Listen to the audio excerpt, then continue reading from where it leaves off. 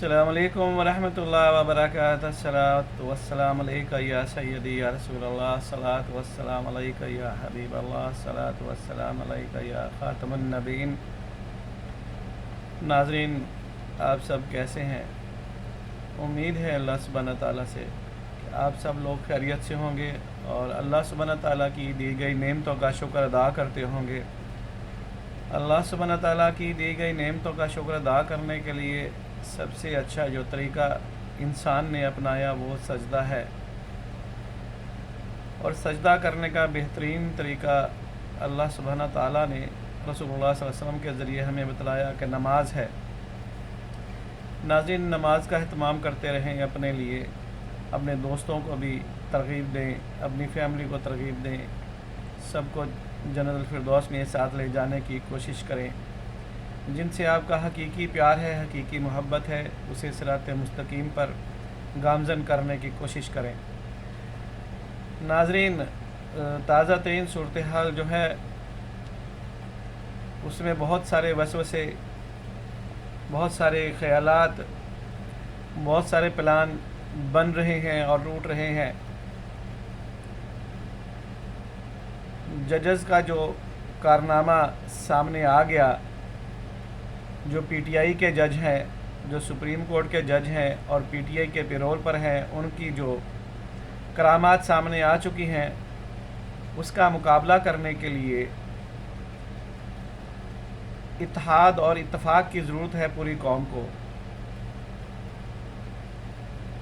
اور اس اتحاد کا جو سبق دیا ہے سپہ سالار نے اس مشکل وقت میں، جب افراتفری کا دور ہے، سب کو اپنی اپنی پڑی ہوئی ہے، تو زرداری صاحب کو، ایم کیو ایم کو، پاکستان مسلم لیگ نون کو، سب کو یہ میسج دے دیا گیا ہے کہ اتحاد اور اتفاق سے ہی اس وبا کا مقابلہ ہو سکے گا، کیونکہ عمران خان کو ہمیشہ عادت ہے لوگوں کے کندھے استعمال کرنے کی، اور لوگ اس کا کندھا بن جاتے ہیں مختلف لالچوں میں آ کر۔ کبھی جرنیل اس کی تربیت کا شکار ہوئے، تو اب ججوں کی باری ہے، اور پاکستان عجیب دوراہے پر کھڑا ہے، بہت مشکل حالات میں کھڑا ہے، لیکن یہ بات ہے کہ الحمدللہ پاکستان مضبوطی سے کھڑا ہے۔ گو کہ اس میں ابھی عشق کے امتحان اور بھی ہیں، بہت زیادہ پرابلم کا سامنا ہے اسٹیبلشمنٹ کو اور حکومت کو۔ جناب شہباز شریف صاحب تو دل چھوڑ گئے تھے، انہوں نے استعفے کی آواز دے دی تھی، لیکن سپہ سالار اعظم نے، جناب سید عاصم منیر نے ان سے کہا کہ ہمت رکھو، مل جل کر چلو، تو انشاءاللہ راستہ آسان ہو جائے گا، پاکستان کی مشکلات آسان ہو جائیں گی، اور پھر اس اتفاق اور اتحاد کا نتیجہ انشاءاللہ سامنے آ رہا ہے۔ زرداری صاحب نے جو گانے شروع کر دیے تھے بلال کے وزیر اعظم ہونے کے اور حکومت کو کمزور کرنے کے لیے جو اشارے دیے تھے انہوں نے، وہ غصے میں تھے کہ چیف منسٹر پنجاب محترمہ مریم نواز نے ان کا جا کر ایئرپورٹ پر استقبال نہیں کیا تھا، تو اس ایگو کو لے کر زرداری صاحب کچھ پینک ہوئے تھے، لیکن ان کو معلوم ہونا چاہیے کہ پنجاب 12 کروڑ شہریوں کا صوبہ ہے، اور اس میں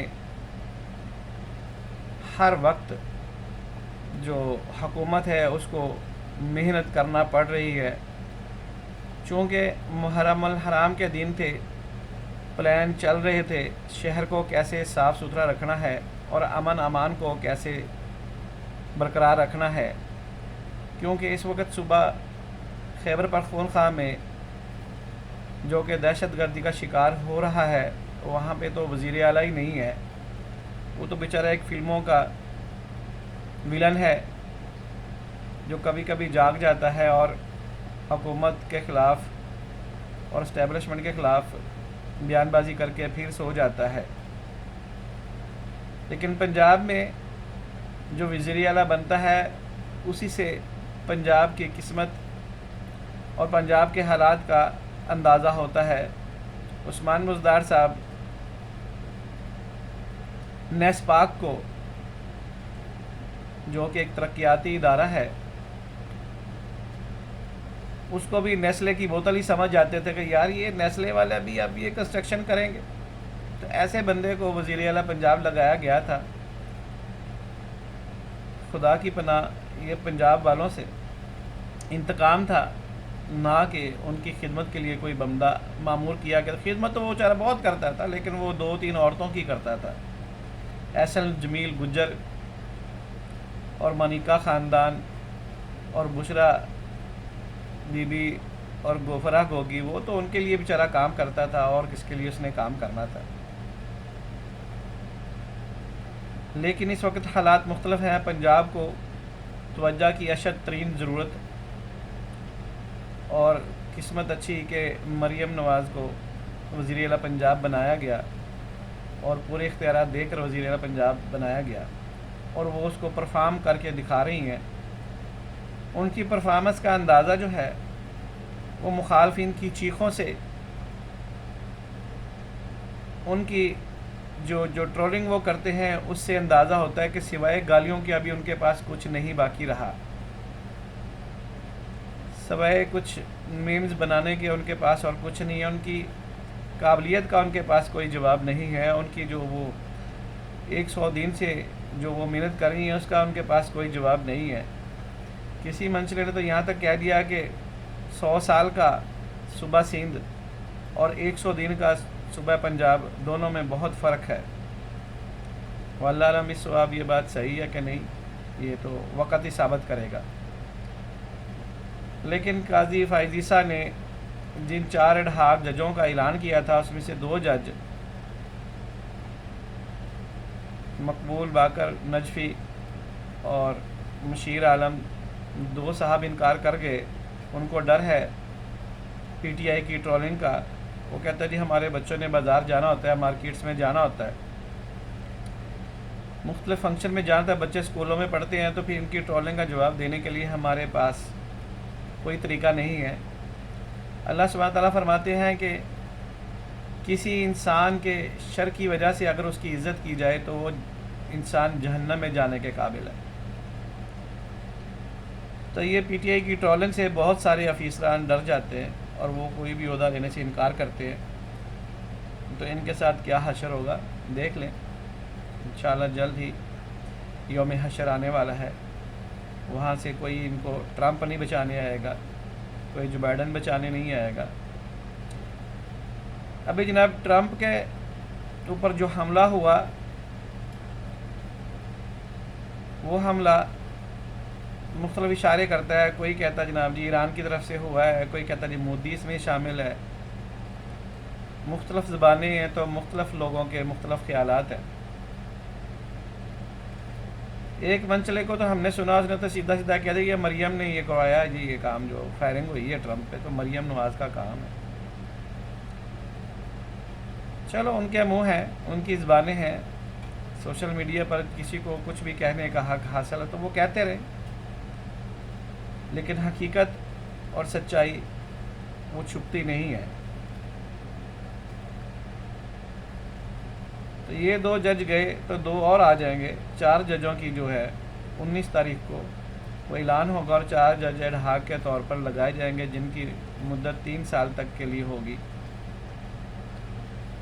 پھر نظام کو برابر رکھنے کے لیے بھی یہ بہت ضروری ہے۔ لیکن اس فیصلے سے جو یہ مخصوص نشستوں کے فیصلے، اس فیصلے سے اسٹیبلشمنٹ کو اپنی نرمی کا جو وہ کرتی رہی ہے پی ٹی آئی کے ساتھ، اس نرمی کرنے کے جو ثمرات سامنے آئے ہیں وہ اس سے ان کی آنکھیں کھل گئی ہیں، اور جو نرمی ججوں کے بارے میں کی گئی ان کو بے مہار چھوڑا گیا، تو اس کے ثمرات سامنے آئے ہیں، اور اسٹیبلشمنٹ میں اب ایک نئے عزم کے ساتھ حملہ آور ہوگی۔ ابھی پوزیشن یہ ہے کہ جناب دونوں طرف سے شکاری اپنی اپنی تاک لگا کر بیٹھے ہیں۔ ججوں نے جو حملہ کر دیا تھا تو کر دیا، ابھی اس کے جوابی حملے کا انتظار ہے ججوں کو۔ اور چیخیں نکل رہی ہیں پی ٹی آئی کی جناب، زور زور سے نکل رہی ہیں یہ اڈہاک ججوں کے بارے میں سن کر، وہ تو اندر سے کانپ گئے ہیں۔ اور پھر اسٹیبلشمنٹ نے جو فائر وال نصب کیا ہے اس کے ثمرات بھی آنے شروع ہو گئے ہیں، اور مختلف جھوٹے یوٹیوبرز کو جو ملک دشمن باتیں کرتے ہیں ان کو بھی گرفتار کرنے کے ارادے پکے بن گئے اور گرفتاریاں شروع ہو گئی ہیں۔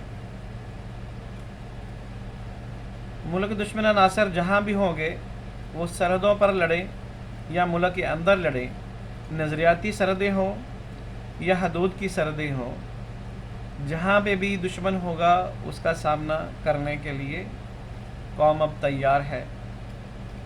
جھوٹے پروپیگنڈے کرنے والوں کو فائر وال پکڑنے کے لیے تیار ہے۔ سائبر کرائم بہت ایکٹیو ہو چکا ہے، اس میں بہت تبدیلیاں آ چکی ہیں، اور عنقریب اس کے ثمرات جو ہیں جی وہ جولائی کے مہینے کے آخر تک سب کو نظر آنے لگ جائیں گے۔ مختلف ممالک میں الیکشن ہیں، بنگلہ دیش میں ہو گئے، بھارت میں ہو گئے، لیکن تبدیلیاں آ رہی ہیں، اور ابھی امریکہ میں ہونے والے ہیں، برطانیہ میں ہو گئے ہیں، اور بھی کچھ ممالک میں الیکشن ہیں، ان کے جلد رزلٹ آنے والے ہیں۔ لیکن ٹرمپ صاحب کا ڈرامہ اور پی ٹی آئی کے سربراہ عمران خان کا ڈرامہ، دونوں ایک جیسے ڈرامے باز، ایک جیسے ولن، ایک جیسے خلنائک، دونوں کی مشترکہ عادتیں، مشترکہ ان کے اہداف۔ ابھی ٹرمپ اور پی ٹی آئی مل کر پاکستان کے ایٹمی پروگرام پر نظر رکھے ہوئے ہے کہ اس کو کیسے ڈیفیوز کرنا ہے، اس کا کیسے مول لگانا ہے، اور اس کو کیسے خریدنا ہے، کیونکہ مستقبل قریب میں پی ٹی آئی کے اقتدار میں آنے کا کوئی چانس نہیں ہے۔ اس لیے یہ ان کے خواب ہیں، جو پلاننگ ہے یہودیوں کی وہ بیچ چوراہے کے پھوٹ گئی ہے۔ سید عاصم منیر نے کتنے ارب ڈالر کا جو پروگرام تھا یہودیوں کا وہ توڑ کر رکھ دیا ہے، اور ان کے پروگرام کو اڑا دیا گیا ہے، اور جلد ہی یہ سب لوگ بے نقاب ہوں گے، اور پاکستان تو زندہ رہے گا، پائندہ رہے گا، پاکستان تو سلامت رہے گا۔ اس کی طرف میلی آنکھ دیکھنے والے لوگ انشاءاللہ شرمندہ ہوں گے، ناکام ہوں گے۔ پاکستان زندہ باد، پاکستان پائندہ باد، اسلام زندہ باد۔